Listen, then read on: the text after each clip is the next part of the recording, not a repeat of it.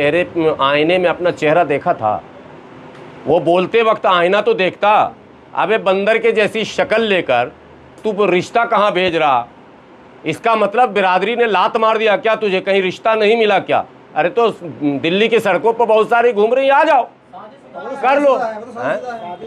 तो इसका मतलब बीवी बहुत पीटी होगी, बीवी ने उसको पटक पटक के मारा होगा।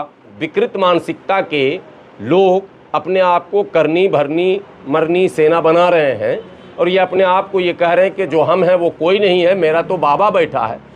आगरा में करनी सेना ने जो उत्पात मचाया था और जिस तरह एक दलित सांसद को अपमानित करने, उसके घर पर हमला करने की जुर्रत की थी, और वो भी लोकसभा के सांसद को, उसी वक्त अगर सरकार कार्रवाई करती सही तो शायद ये हरकत फिर दोबारा नहीं होती। कोई एक जो सुराख होता है उसको अगर आप छेद को नहीं भरेंगे ना तो दूसरा छेद हो जाएगा, तीसरा छेद हो जाएगा और लीकेज पूरा का पूरा लीक हो जाएगा। तो फर्स्ट लीकेज पे ही सावधान होना चाहिए। सरकार सावधान नहीं हुई। राजपूत मुख्यमंत्री हैं, ठाकुर जिनको आप कहते हैं, और राजपूत का ये संगठन है जिसे आप करनी सेना कहते हैं। क्या जिस जाति का मुख्यमंत्री होगा उस जाति के जाति आधारित नेताओं या सो कॉल्ड सड़क छाप गुंडों को इतना अधिकार लोकतंत्र में दिया जाएगा क्या कि वो किसी भी सम्मानित भारतवासियों को कुछ भी कह दे? और तब जब वो सम्मानित माने भारत के सदन के सदस्य हों, लोकसभा की सांसदों, फिर वो महिला। अभी पिछले दिनों एडीएम ने जो गेट आउट कहा था वो बिल्कुल अमर्यादित, असंवैधानिक, असामाजिक वो कृत्य था उस एडीएम का। फिर करनी सेना का ये बयान न केवल आपत्तिजनक है बल्कि इस बयान पर फौरन सरकार को कानूनी एक्शन लेना चाहिए। बोलने को बहुत सारी बातें इतिहास में हैं, मैं भी बहुत कुछ बोल सकता हूं, लेकिन अभिव्यक्ति की स्वतंत्रता का ये कतई मतलब नहीं है कि कोई किसी के भावनाओं से खेलता रह जाए। अभिव्यक्ति की स्वतंत्रता की भी एक सीमा है। संविधान ने जितने भी आर्टिकल हैं उस आर्टिकल के एक बाउंड्रीज बनाए गए। ऐसा नहीं है कि हम बेलगाम होकर कुछ भी कर लें ये कहकर कि ये मेरा मौलिक अधिकार है। लेकिन सर सवाल ये है कि ये किस मानसिकता के लोग हैं कि एक महिला सांसद के लिए इस तरह का जो है विचार रख रहे हैं, तो एक आम महिलाओं को लेकर के क्या सोच? नहीं, इसमें पुलिस प्रशासन, सत्ता पे बैठे लोग और जुडिशियरी तीनों कहीं ना कहीं कमजोर पड़ता दिख रहा है। जो निचली अदालतें हैं ये इस तरह के मुकदमे पहले ज़्यादातर सेशन में एमएम में जाते हैं, फौरन हाई कोर्ट और सुप्रीम कोर्ट तो जाते नहीं हैं। सेशन में निराशाजनक निर्णय आते हैं। ऐसे गुंडे मवाली, ऐसे सड़क छाप, ऐसे अभद्र भाषाओं का उपयोग करने वाले लोगों पर अगर निचली अदालतें लगाम लगा देती या फिर शासन प्रशासन सत्ता पर बैठे लोग एसओ और डीएसपी और एसपी या एसएसपी या एडीजी और डीजी या डीजीपी, अगर यही लोग लगा देते लगाम तो ये मामला कभी तूल नहीं पकड़ता। लेकिन देखने में यही मिल रहा हमेशा कि अगर किसी भी मुस्लिम नौजवानों ने, पिछड़े अति पिछड़े और दलित के नौजवानों ने अगर माननीय मुख्यमंत्री, माननीय सांसद, माननीय विधायक पर कोई टिप्पणी की, फेसबुक और यूट्यूब दूसरे साइटों पर भी अगर कुछ लिख दिया तो कार्रवाई हुई है, घर से उठाया गया। पता है आपको, माननीय केंद्रीय मंत्री चिराग पासवान के खिलाफ एक मानसिक रोगी जिसका सिद्ध हो चुका समस्तीपुर में कि वो मनोरोग का शिकार है, उसने फेसबुक पर एक थ्रेट कर दिया। आपको पता है कि उसकी गिरफ्तारी हो गई? पत्रकार महोदय, आपको पता है उसकी गिरफ्तारी हो गई? जो पागल है उसने फेसबुक पर एक टिप्पणी लिखी और ये बेलगाम बाहर बोल रहा है और व्यक्तिगत टिप्पणी कर रहा, वो भी उनकी इज्जत पर हमला कर रहा। मैं निकाह कर लूंगा, शादी कर, कल को ये कहेगा मैं इज्जत लूट लूंगा। अरे ये कुछ भी कर सकता है, कुछ भी बोल सकता है। सरकार अगर इस तरह से सोई रहेगी तो कैसे निजाम चलेगा? वो कह रहे हैं कि समर्थन में बहुत लोग आ चुके हैं कि उन्होंने सही कहा है और रिश्ता भेजा है, मोहब्बत जताई है उसने। नहीं, मैं कह रहा हूँ पागलों की भीड़ कितनी बड़ी बढ़ रही है। कि उसके बाद भी ऐसे लोगों, ये देश में क्या प्रचलन है, गांधी जी को गाली देने वाले के समर्थन में लोग, नेहरू को गाली देने वाले के समर्थन में लोग, इंदिरा गांधी को गाली देने वाले के समर्थन में लोग, बाबा साहब को गाली देने वाले के समर्थन में लोग, यहां हो क्या रहा, सरदार पटेल को गाली देने वाले के समर्थन में लोग, और तो और धर्म से जुड़े जो महापुरुष हैं, नबी, पैगंबर, मैसेंजर, दूत जिन्हें हम कहते हैं, उनके ऊपर अभद्र टिप्पणी करने वालों के पीछे भी समर्थन में लोग।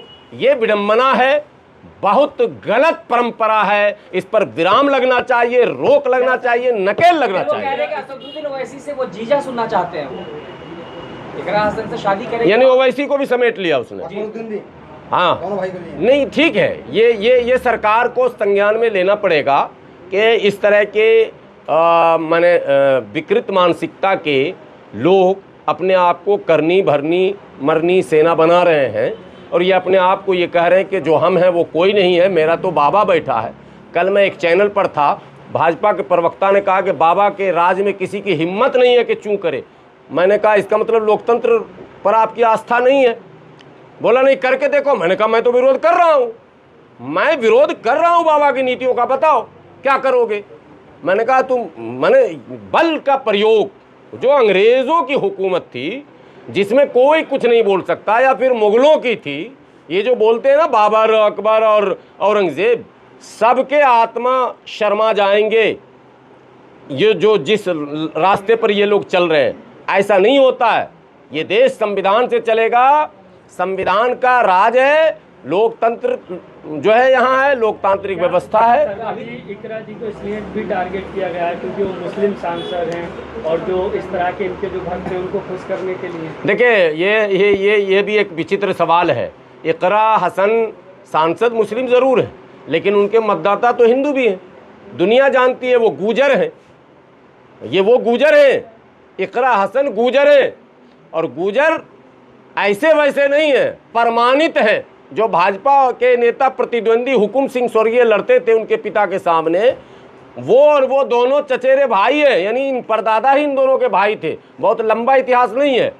तो इकरा हसन गूजर हैं, वहाँ गूजर जितने भी नॉन मुस्लिम हैं वो भी इनको वोट देते हैं, जाट भी वोट देते हैं, मुस्लिम भी वोट देते हैं, इनको दलित भी वोट देते हैं। ये पूरा परिवार आज का नहीं है, हसन परिवार, अहमद हसन से लेके माँ बाप भाई बेटा बहन सब। रिलीजन पहलू से नहीं इनको बयान दिया गया। नहीं, रिलीजन पहलू से बयान नहीं दिया, बयान वो जो देने वाला है ना उसका जातीय पहलू है। उसको ये लगता है कि पीछे मेरे योगी जी है ना बाबा मेरे जाति के, यानी ठाकुरों में ये मैसेज गया हुआ है। और जब सपा की सरकार थी तो कुछ यादवों को भी ऐसा लगता था, हल्का फल्का, परसेंटेज कम था, वो भी अपने आप को सामंतवादी बन गए थे, वो भी कुछ न कुछ उल्टा पुल्टा करते थे, ये सोच कर के मेरे तो यादव जी हैं बैठे हुए। ये मानसिकता त्यागनी होगी, और इसकी शुरुआत बाबा को करनी पड़ेगी। योगी जी को स्वयं पहल करना पड़ेगा कि आपकी जाति के लोग जो आतंक मचा रहे हैं, जो उपद्रव फैला रहे हैं, जो द्वेष घृणा फैला रहे हैं, जो नफरत फैला रहे हैं, जो एक दूसरे को अपमानित कर रहे हैं और ये कह रहे हैं कि मेरा कोई बाल बांका नहीं करता है, आपको उस पर स्वयं कार्रवाई करके, कठोर कार्रवाई करके, जैसे कांवरिया के बारे में इन्होंने अभी बनारस में कहा, कांवरिया को कोई अगर आतंकवादी या उपद्रवी कहेगा तो उस पर कार्रवाई की जाएगी। सुना कि नहीं आप लोगों ने? अरे भाई, तो ये करनी सेना के उपद्रव पर कुछ कहेंगे कि नहीं कहेंगे मुख्यमंत्री जी? उनको कहना पड़ेगा, कार्रवाई करनी पड़ेगी। लेकिन देश में जो मुसलमान और जवान को मारना बहुत आसान हो गया, जिसका आप उदाहरण जो है कांवड़ यात्रा में आपने देखा होगा, गाजीपुर में भी जवान को रेलवे स्टेशन पर मारा गया। हर उरूज को जवाल है, हर जवाल को उरूज है।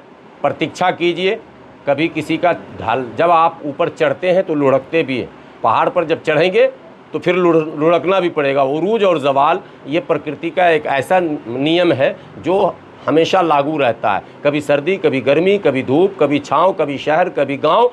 तो ये कोई सोच लिया कि अब हम सत्ता में आ गए तो अब हम जाएंगे नहीं, ऐसा कभी नहीं हो सकता है। बदलाव प्रकृति का नियम है, बदलाव होगा। अगर जुल्म करोगे तो बदले में तुम्हारे साथ भी आने वाले दिनों में जिसके हाथ में सत्ता जाएगी वो तुम्हारे साथ वही हरकत करेगा। इसलिए ये सिलसिला बंद होना चाहिए, वो एक दूसरे पर जुल्म ज्यादती नहीं। क्या इकरा हसन को तो हम इजाजत भी दे देंगे कि वो नमाज पढ़ना चाहती हैं तो पढ़ सकती हैं, बताइए, एक ऑफर भी है।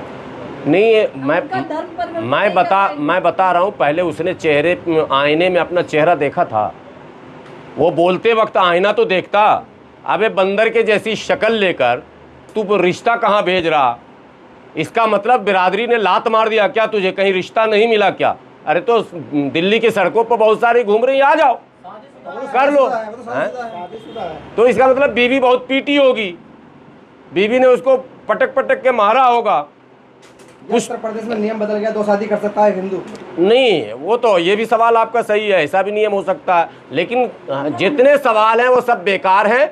एक लाइन की बात है कि वो चूंकि वो राजपूत है, चूंकि वो ठाकुर है, चूंकि वो करनी सेना का है, तो वो कर सकता है। ये बाबा ने मैसेज दे दिया था आगरा में भी, आपने देख लिया, और कई उदाहरण उसके सामने आ चुके हैं। वो किसी पर भी हमला कर सकता है, कुछ भी बोल सकता है, उसको छूट है, वो कानून से अपने आप को ऊपर मानता है। वो कह रहे हैं कि अभी मुझे इंतजार रहेगा, बताइए वो इंतजार में है कि इकरा हसन। इंतजार तो हम लोगों को भी रहेगा कि बाबा क्या कार्रवाई करते हैं, ये भी इंतजार हम लोगों को भी है। कार्रवाई करते भी हैं कि नहीं करते हैं, ये भी हम लोग भी इंतजार कर रहे हैं।